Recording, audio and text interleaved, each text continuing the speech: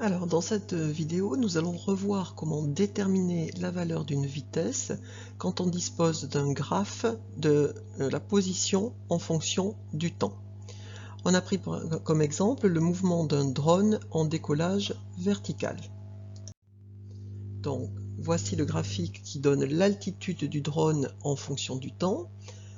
Attention à ne pas confondre ce graphique avec la trajectoire qui serait Y en fonction de X et qui dans ce cas serait une droite verticale vers le haut. Donc là nous avons bien Y, l'altitude, en fonction du temps.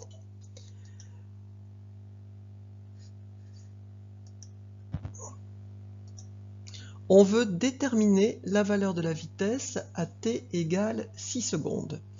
Il est à noter que par cette méthode, on peut uniquement déterminer des valeurs de vitesse à différents endroits.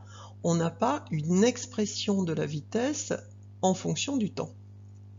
Donc, pour calculer cette vitesse à t égale 6 secondes, on va commencer par tracer la tangente au point correspondant à t égale 6 secondes. Voilà la tangente en rouge. Ensuite, on choisit deux points sur cette tangente, là où ça nous arrange, et on lie leurs coordonnées.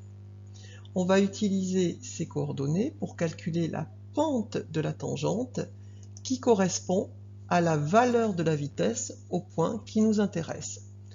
Donc, calcul d'une pente de façon tout à fait classique. Donc, V6, ça va être delta Y sur delta T, c'est-à-dire, dans notre cas, 13 moins 3 pour delta Y et 7,4 moins 4,1 pour delta T, ce qui nous donne une vitesse de 3 mètres par seconde pour T égale 6 secondes.